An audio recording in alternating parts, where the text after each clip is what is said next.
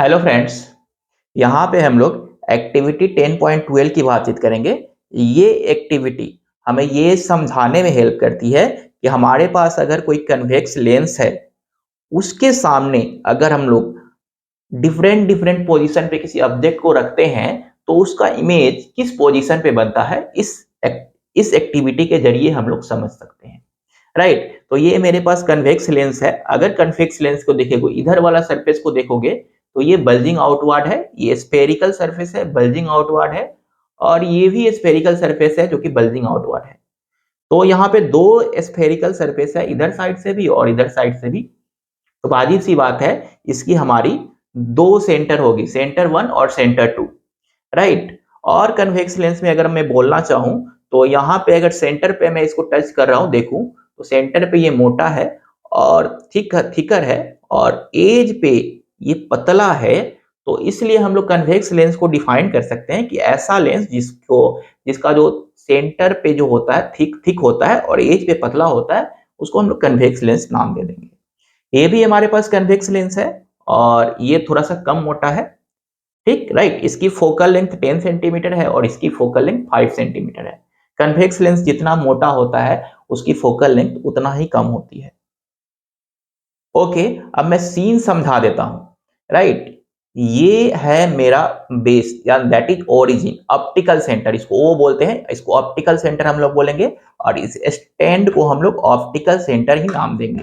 Right, और ये optical centre की मेरे हाथ की लेफ्ट साइड एक साइड बन जाती है और एक राइट साइड में साइड, दो साइड बन जाता है। इस ऑप्टिकल सेंटर वाली लाइन के दो साइड है, एक लेफ्ट और एक राइट। तो इधर वाली साइड में मैं ऑब्जेक्ट को रखूंगा और इसको मैंने निगेटिव मार्क रखा करके रखा है। ये जो ठीक उससे 10 सेंटीमीटर पे मैंने लाइन ले रखा है, और उसको मैं बोल रहा हूँ -10 सेंटीमीटर वाली लाइन, -20 सेंटीमीटर वाली लाइन है, और ये -30 सेंटीमीटर वाली लाइन है। जिस साइड ऑब्जेक्ट को रखते हैं उसको हम लोग निगेटिव ही लेते हैं। Right, you for object. और ये जो है हमारा ऑप्टिकल सेंटर की दूसरी साइड है, और इस दूसरी साइड को हम लोग पॉजिटिव डिस्टेंसेज में लेते हैं। तो ये हमारा सबसे पहला 10 सेंटीमीटर वाला लाइन है, और इसको हम लोग +10 सेंटीमीटर वाला लाइन बोलेंगे, और इस लाइन को हम लोग +20 सेंटीमीटर वाली लाइन बोलेंगे, और इसको 30 सेंटीमीटर वाली लाइन। क्योंकि इसके दो स्फेरिकल सरफेस है, इसके दो फोकस होंगे, एक F2 होगा और एक F1 होगा, और 10 सेंटीमीटर की दूरी पर है तो ये भी 10 सेंटीमीटर की दूरी पर ही रहेगा। और यहाँ पे जो है ये F1 से दो गुना दूरी पर है, तो इसलिए हम लोग इस पॉइंट का नाम जो है 2F1 या सेंटर 1 भी हम लोग कह सकते हैं, क्योंकि इसके दो सेंटर होंगे इस हमारे कन्वेक्स लेंस के। और ये जो है F2 है, राइट, F2। तो ये दूसरी फोकस है इसकी, और इससे ये 10 सेंटीमीटर की दूरी पर है, और 2F2 एक पॉइंट है जो कि 20 सेंटीमीटर की दूरी पर है, और ये जो है इसको हम लोग सेंटर 2 भी कह सकते हैं। इस F2 को हम लोग कन्वेक्स लेंस के केस में हम लोग कहते हैं प्रिंसिपल फोकस। इसको इसलिए कहते हैं कि इस साइड अगर हम लोग पैरेलल रेज पास कराएं अगर लेंस से, तो जाके सारी पैरेलल रेज यहीं पे कन्वर्ज करती है, इसी फोकस पे, F2 पे। इसलिए हमारा कन्वेक्स लेंस का जो प्रिंसिपल फोकस होता है वो F2 होता है। लेंस फार्मूला में हम लोग प्रिंसिपल फोकस का ही हम लोग साइन कन्वेंशन का यूज करते हैं। ओके, अब मैं जो है इस कैंडल को जलाकर डिफरेंट डिफरेंट पोजीशन पे रखकर इमेज बनाऊंगा। एक आप क्वेश्चन पूछ सकते हो, क्या सिर्फ कैंडल को ही ले सकते हैं, बाकी सारे ऑब्जेक्ट को नहीं ले सकते हैं? हम लोग किसी भी ऑब्जेक्ट को ले सकते हैं। कैंडल में सिर्फ यहाँ पे सहायता के लिए ले रहा हूँ, सुविधा के लिए ले रहा हूँ। राइट, मैं आपको एक दूसरी ऑब्जेक्ट से बना के पहले दिखा देता हूँ, उसके बाद कैंडल से बनाऊंगा।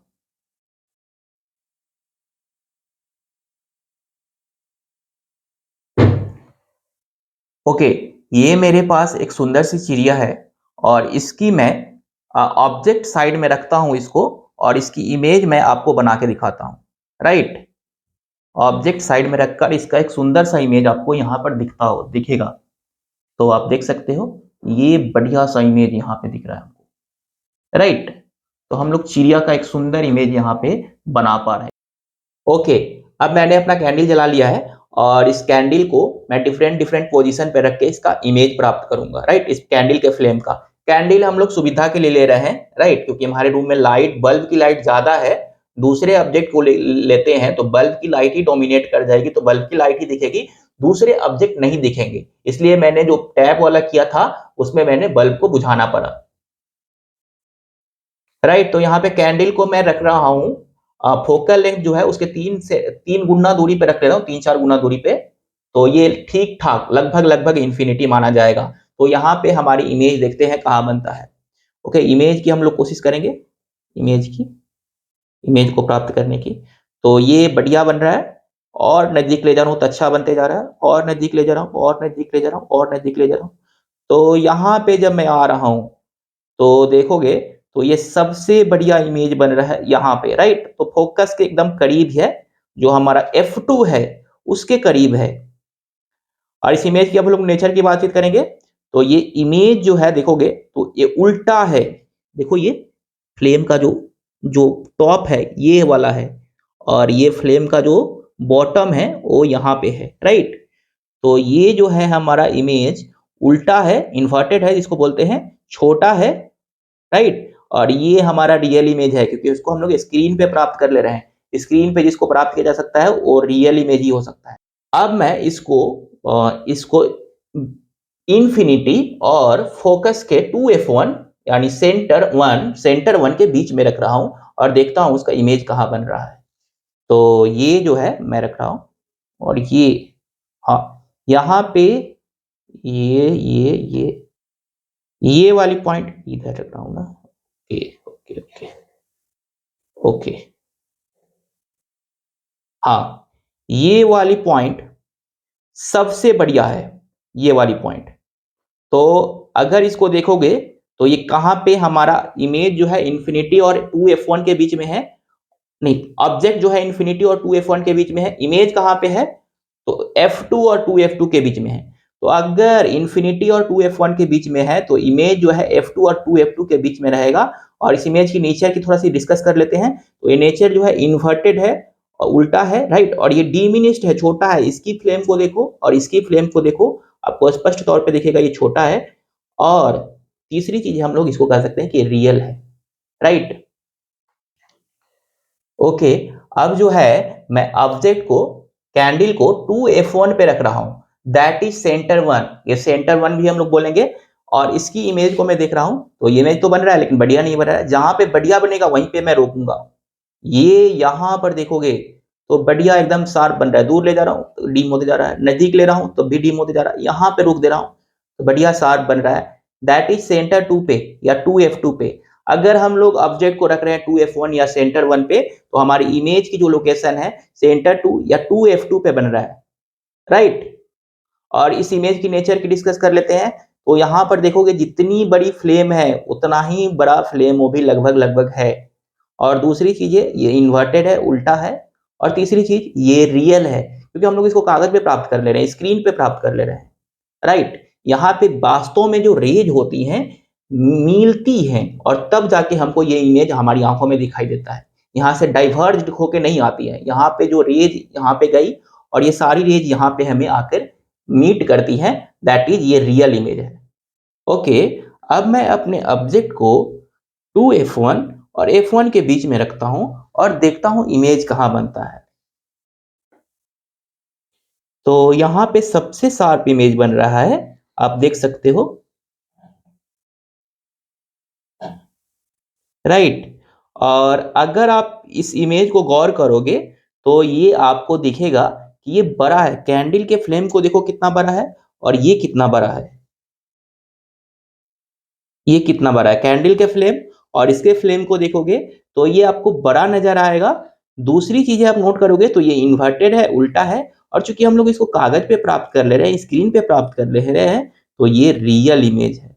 तो हमारा F2, F1 और F1 के केस में हमारा इमेज जो बनता है रियल बनता है, इन्वर्टेड बनता है और बड़ा बनता है। अब मैं अपने ऑब्जेक्ट को फोकस पे रख देता हूं और तब देखता हूं इमेज कहाँ बनता है। तो देख रहे हो यहाँ पे ये अभी बढ़िया नहीं बन रहा, और दूर ले जा रहा हूँ तो शार्प होते जा रहा है। यहाँ पर भी उतना बढ़िया नहीं बन रहा है, यानी मुझे और दूर जाने की जरूरत है।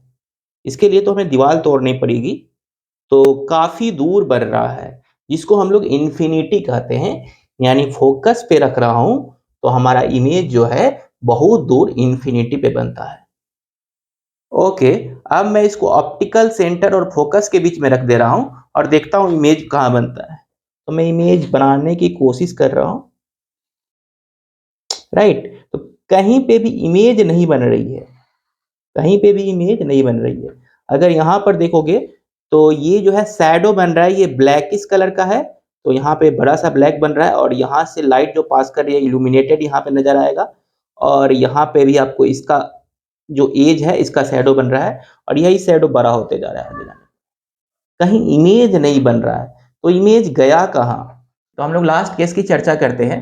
लास्ट केस में जो हमारा हमारा ऑब्जेक्ट जो था ऑप्टिकल सेंटर और फोकस के बीच में रखा था, तो उसको मैं देख लेता हूं। यहाँ पे मैंने 10 सेंटीमीटर का ही गैप रखा है। तो यहाँ पर देखोगे तो आपको फ्लेम नजर आएगा, यानी उसकी इमेज नजर आ रही है फ्लेम की। ऑब्जेक्ट देख रहे हो तो इस केस में उसकी इमेज बन रही है। और वो जो इमेज है आप देखोगे तो ये जो है उसी साइड बन रही है, उसी जिस साइड ऑब्जेक्ट है उसी साइड इमेज बन रहा है।